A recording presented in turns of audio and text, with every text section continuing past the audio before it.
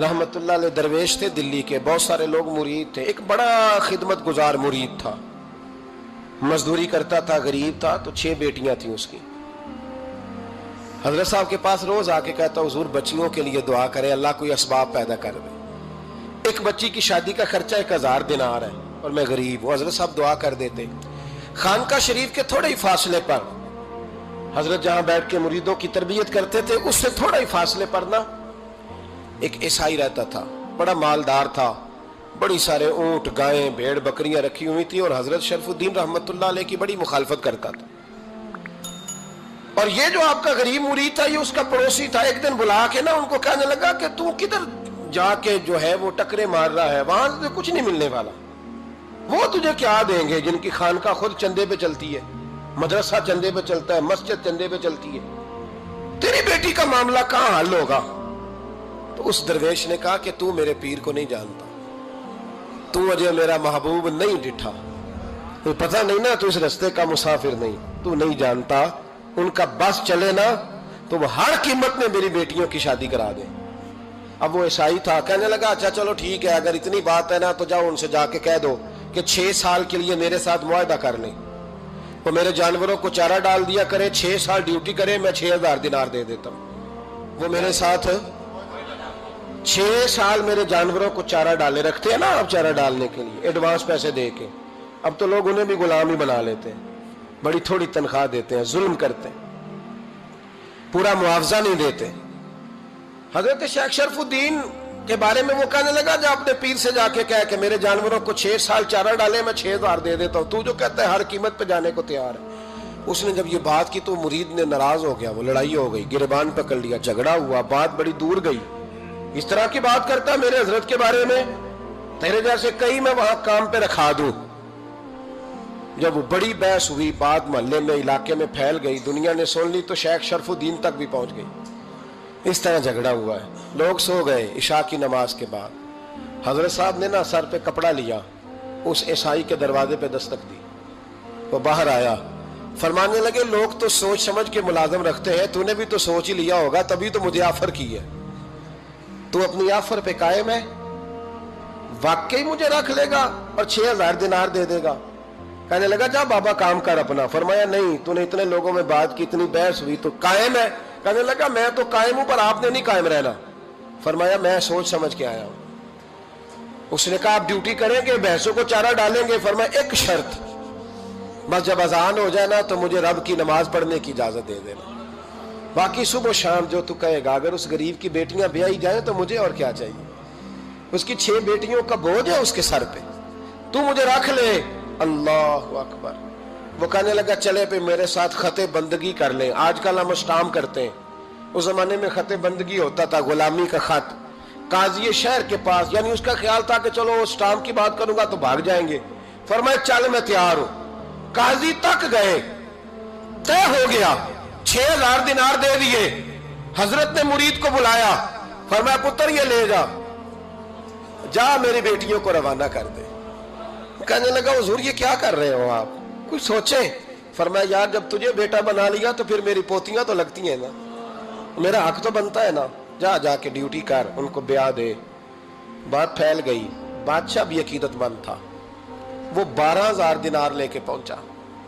کیا بتاؤں ان رب کے بندوں کا دل کیسا ہوتا ہے، کیا درد ہوتا ہے، کیا رنگ۔ 12000 دینار لے کے بادشاہ آیا اور آ کے حضرت کو پیش کیے کہ حضور آپ دیں اس عیسائی کو ڈبل دیں اور جائیں کام کریں۔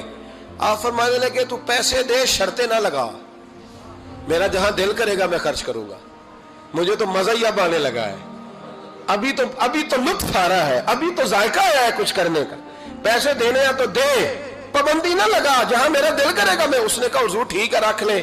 حضرت نے فجر مسجد میں پڑھی، جیب میں 12000 دینار تھے، اعلان فرمایا بھی کسی اور کی بیٹی بھی بیٹھی ہے تو پیسے میرے پاس ہیں۔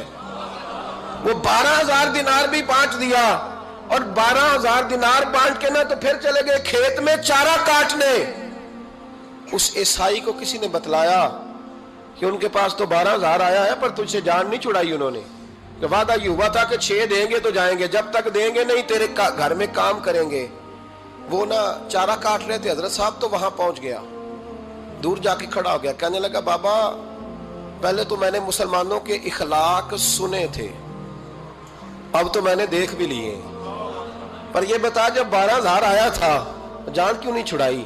تو حضرت چارہ کاٹتے کاٹتے رو پڑے، فرمانے لگے تو نہیں نہ جانتا یہ بیٹیاں سانجی ہوتی ہیں، پتہ نہیں نا؟ میرے رسول پاک نے تو حاتم تائی کی بیٹی کے سر پہ کپڑا رکھ کے کہا تھا بیٹیاں برابر ہوتی ہیں، تو یہ نہیں پتا جب اس کی 6 بیٹیوں کی شادی ہوئی ہے میرے اندر روحانیت کتنی بڑی ہے۔ فرمایا پھر 12,000 آیا ہے تو 2-4 بچیاں پھر گئی ہیں، تو یہ نہیں پتا میں اندر سے راضی کتنا ہوں، میں تیری نوکری کرتا رہوں گا، پتہ نہیں اللہ کتنی بیٹیوں کو بیاہ دے گا۔ اتنا رویا وہ عیسائی کے پیروں میں بیٹھ گیا، کہنے لگا بابا میں نے تیری مخالفت کی ہے پر تیرے قریب آ کے پتہ چلا ہے کہ تو بہت اونچے اخلاق کا مالک ہے، اور اگر تیرا یہ مقام ہے تو تجھے اخلاق سکھانے والے محمد عربی کی شان کتنی ہوگی۔ ظالم کی بولیے جاتے نہیں لوگ جھوٹے گواہ بن کے، وکیل صاحب کو نہیں پتا ہوتا کہ یہ بندہ مجرم ہے جو میرے پاس آیا، کیا مجرموں کے وکیل نہیں ہوتے؟ بولے تو اس کو پتہ نہیں ہوتا وکیل صاحب کو کہ یہ صاحب مجرم ہے، میرے پاس مقدمہ لے کے آئے، اور اگر بے ادبی نہ ہو جائے تو میرا خیال ہے قاضی عدالت کو بھی پتہ ہوتا ہے کہ مجرم کون ہے اور مظلوم۔ میرے نبی پاک صلی اللہ علیہ وسلم نے اس قدر زیادہ سختی فرمائی اس مسئلے میں، فرمایا جس کو پتا تھا کہ فلاں آدمی ظالم ہے، ظلم کر رہا، پھر وہ ظالم کا گواہ بنا یا اس نے ظالم کی مدد کی، کتنی کی؟ شارحین لکھتے ہیں چاہے اس نے ایک جملہ بول کے کی، چاہے ایک، سارے بولیے، چاہے ایک غریب کو اس نے ظلم کیا تو کہتے ہیں علاج یہ سی، چاہے ایک جملہ بول کے کی، شارحین اس حدیث کی شرح میں لکھتے ہیں ایک جملہ بول کے چاہے مدد کی، جس بندے نے کسی ظالم کی مدد کی کسی مقدمے میں یا کسی صورت میں اور اسے پتا تھا یہ ظالم ہے، میرے نبی پاک صلی اللہ تعالیٰ علیہ وسلم فرماتے ہیں اگر اس نے مدد کی، ابھی ظالم کی بات نہیں ہو رہی، ظالم کے مددگار کی بات ہو رہی، اگر کسی نے ظالم کی مدد کی تو حضور فرماتے ہیں خدا بھی اس سے بری و ذمہ ہے، رسول بھی اس سے بری و ذمہ ہے۔ سنبھال کے رکھے اپنی نمازیں، قربانیاں، حج، زکوٰۃ سنبھال کے رکھے۔ اگر ظالموں کا مددگار ہے، الیکشن آ لینے دے، آپ کو نظر آ جائے گا کون کون ظالموں کا مددگار ہے، نظر آ جائے گا۔ اپنی جیب سے لوگ پیسے دے کے ظالموں کی مدد کریں گے، ان کے فلیکس چھپوائیں گے، بورڈ لگوائیں گے، جیبوں سے پیسے دے کے۔ ہم نے خود آگ لگائی ہے چمن میں اپنے، بے سبب گردشی ایام کو الزام نہ دو، ہم نے خود نور کا ظلمت سے کیا ہے سودا، کر کے توہین سحر شام کو الزام نہ دو۔ ظالموں کے مددگار میدان میں آ گئے، یہ چھوٹا لفظ نہیں، میرے حبیب پاک صلی اللہ علیہ وسلم نے فرمایا جو ظالم کا مددگار ہے سن لے جو سجن کے ساتھ کچہری جاتا ہے، وہ یاد رکھے جو دوست کا گواہ بنتا ہے، وہ یاد رکھے جو کہتا ہے میں مانگی گیا تھا، مجھے بلایا گیا تھا قبضہ چھڑانے کے لیے کسی غریب بیوہ کی جائیداد پہ، کب وہ سن لے تو مدد کر کے نہیں آیا، تو خدا کے ذمے سے نکل گیا ہے۔ رسول پاک نے فرمایا تیرا میرا تعلق ختم ہو گیا، تو ظالم کا مددگار ہو گیا، پھر تو کہتا میں بے چین ہوں، میں بے قرار ہوں، میں آزمائش کا شکار ہوں، پلٹ کے دیکھ تو صحیح تیرا گناہ کتنا بڑا ہے۔ میرے نبی پاک صلی اللہ علیہ وسلم کا ایک اور فرمان سن لیں، ابن ماجہ ابو داؤد میں موجود ہے، اس حدیث کو آپ نے یاد کر لینا ہے، کر لیں گے انشاءاللہ، سارے کہیے انشاءاللہ، کر لیں گے یاد۔ حضور صلی اللہ علیہ وسلم نے فرمایا اگر تو ظالم کی مدد کرے گا نا، یہ لفظ دل کی تختی پہ لکھ لینا، یہ مکافات عمل ہے، مکافات عمل دنیا، ادھر کرو گے تو ادھر بھرو گے۔ فرمایا اگر تو کسی ظالم کی مدد کرے گا، سن لے حضور کا فرمان ہے، اگر تو ابن ماجہ ابو داؤد سیاہ میں موجود ہے، فرمایا اگر تو کسی ظالم کی مدد کرے گا تو رب تعالیٰ مرنے سے پہلے پہلے تیرے اوپر بھی ظالم کو مسلط کر دے گا، تیرے اوپر بھی ایک دفعہ ظلم ضرور ہوگا اگر تو ظالم کی، وہ کسی صورت میں بھی ہو سکتا ہے، کسی صورت میں بھی تیرا بیٹا ہی اٹھ کے ظلم کر دے گا، تو الجھ جائے گا، کسی نہ کسی جگہ تیرے لیے تباہی کا سامان ہوگا، تیرے اوپر ظلم ہوگا، اس لیے کہ تو ظالموں کا مددگار ہے۔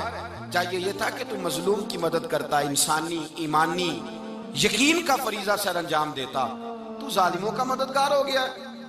ٹٹول کے دیکھ لیں، رزلٹ نکال کے دیکھ لیں، ہمارے زمانے میں ظالموں کے مددگار زیادہ ہیں، اتنی لمبی زبانیں نکال کے ظالموں کی مدد کرتے ہیں، بڑے بڑے کالم نویس اللہ نے انہیں قدرت دی لکھنے کی، تو اپنا قلم ظالموں کی مدد میں خرچ کرتے ہیں۔ وہ لوگ جن کو اللہ تبارک و تعالیٰ نے قدرت دی، ہمت دی، طاقت دی، کچھ لوگ ان کے حلقہ احباب میں، وہ اپنے لوگوں کو استعمال کر کے ظالموں کی مدد کرتے ہیں، ظالموں کی مدد کرتے ہیں۔ میرے نبی کریم سید عالم نور مجسم صلی اللہ علیہ وسلم نے فرمایا اگر تو نے ظالم کی مدد کی تو جب تک تو توبہ نہیں کرے گا رب تجھ سے ناراض ہی رہے گا۔ اللہ تجھ سے، او بھائی جس سے رب بھی ناراض ہو گیا، نہ کھانا نہ پینا نہ سونا نہ جاگنا نہ نیند، پھر تیری ہر چیز تیرے لیے آزمائش ہو جائے گی، پھر تیرا سایہ بھی تیرے لیے خوف کا سامان بنے گا، پھر زندگی جیتی جاگتی لاش بن جائے گی، تو اپنے کندھوں پر اپنی میت اٹھائے پھرے گا جب تو ظالم کا مددگار ہوگا۔ اور نبی پاک صلی اللہ علیہ وسلم نے فرمایا ظالموں کا مددگار بھی ظالم ہوتا ہے، ظالموں کا مددگار بھی، سارے بولے ظالموں کا مددگار بھی نہیں، کو نہیں، آپ سارے نہیں بولے، ایک دفعہ بولے ظالموں کا مددگار بھی، پکی بات ہے، ظالموں کا مددگار بھی۔ اللہ اکبر، جس کا یارانہ ہو، جس کا دوستانہ ہو، جو کہے میں نے نا اس کو اوکھے ویلے کے لیے ظالم کو یاد رکھا ہوا ہے۔ کبھی مشکل میں رکھے نہیں ہوئے لوگوں نے ظالم دوست، کہتے میں نے رکھے ہوئے ہیں، بلکہ ہمارے دیہات میں تو کہتے ہیں میں نے بازو بنائے ہوئے ہیں۔ کس کو بازو بنا لیا؟ ظالم بھی کبھی بازو ہوتا ہے، جو ظلم کی تلوار لیے میدان میں کھڑا ہے۔ قارون، حامان، فرعون، نمرود کا حال نہیں لوگوں نے دیکھا؟ اپنے زمانے میں آپ نے کتنے لوگ نہیں دیکھے جن کے سائے سے، آواز سے لوگ کانپتے تھے؟ پھر پولیس کی گاڑیوں میں وہ اس طرح مردہ پڑے کہ دنیا نے تماشا دیکھا ان کا۔ یہ رنگ ہم نے دیکھے نہیں اپنے آنکھوں سے۔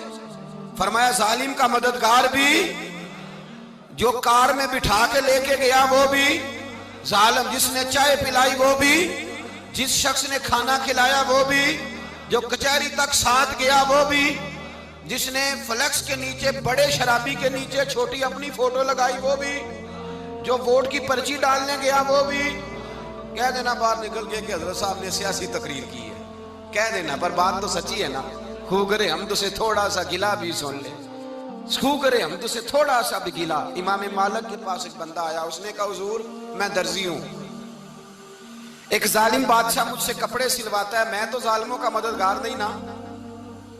ایک ظالم بادشاہ مجھ سے، حضور میں تو مددگار نہیں نا ظالموں کا، جو فرمایا ظالموں کا مددگار بھی ظالم ہوتا ہے، تو کپڑے لے کے آتا ہے میں سی کے دے دیتا ہوں، ذمہ داری نہیں۔ یہ ایک آدمی دکاندار ہے، اس سے کوئی بندہ چیز خریدنے آئے گا تو تھوڑی کہے گا میں نے نہیں دینی، تو دے گا۔ کوئی بندہ اگر کسی شخص سے کوئی کام کہتا ہے جو اس کی فیلڈ ہے، اس کا شعبہ ہے، اس کا معاش کا وہ سلسلہ ہے، کہتے ہیں یا رسول اللہ صلی اللہ علیہ وسلم ظالموں کا مددگار بھی ظالم، حضور نے فرما دیا۔ تو امام مالک سے بندے نے مسئلہ پوچھا، دل کی تختی پہ لکھنے والی باتیں ہیں، کہا حضور میں درزی ہوں، ظالم کپڑے سلواتے ہیں، میں تو مددگار نہیں نا۔ امام صاحب کہنے لگے نہیں، مددگار تو وہ ہوگا جو تجھے سوئی دھاگا فراہم کرے گا، تو پورے کپڑے سی کے دیتا ہے، تو خود بہت بڑا ظالم ہے، تو پورے سوٹ سی کے دیتا ہے، تو بہت بڑا ظالم خود ہے۔ مددگار تو وہ ہوگا جو تجھے دھاگا دے گا، جو تجھے بٹن دے گا، جو تجھے نلکی دے گا۔ جو ظالم سے اتنی نفرت ظلم کر کے بندہ ہے، یہاں تو ہمارے زمانے میں ہیرو بن جاتے ہیں لوگ، ظالم ہیرو ہے، لوگ اس سے ڈرتے پھرتے ہیں، گھومتے پھرتے ہیں، اور بہت سارے کم مزاج لوگ اس کے پیچھے ہاتھ باندھ کے پھرتے ہیں۔ ظالموں کی مدد کرنا، ظالموں کے ساتھ رہنا، یہ ظلم ہے، ظلم، یہ زیادتی ہے۔ میرے نبی پاک صلی اللہ تعالی علیہ وآلہ وسلم نے ارشاد فرمایا یاد رکھو، رب فرماتا ہے میں مظلوم کی مدد ضرور کروں گا، چاہے جلدی کروں چاہے دیر سے کروں، میں مظلوم کی مدد۔ اور حضور صلی اللہ علیہ وسلم نے فرمایا ہے، حضرت معاذ بن جبل کہتے ہیں حضور نے مجھے یمن کا گورنر بنایا، جب میں جانے لگا نا تو حضور نے بڑی نصیحتیں کی، بخاری میں موجود ہے، فرماتے ہیں جب میں پلٹنے لگا تو میرے رسول نے فرمایا معاذ ایک منٹ ٹھہر جا، ایک بات میری یاد رکھنا، اس کو نہ بھولنا۔ کہا حضور کیا؟ فرمایا دیکھنا کسی پہ ظلم نہ کر بیٹھنا، کہیں تجھ سے زیادتی نہ ہو جائے۔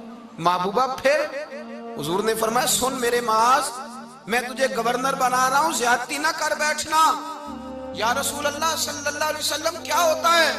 تو میرے کریم نے فرمایا جب مظلوم دعا کے لیے ہاتھ اٹھاتا ہے تو عرش کا مالک کہتا ہے فرشتوں پیچھے ہٹ جاؤ، عرش کا مالک کہتا ہے فرشتوں پیچھے ہٹ جاؤ، دروازے کھول دو، فرمایا مظلوم اور رب کے درمیان شے حائل کوئی نہیں ہوتی.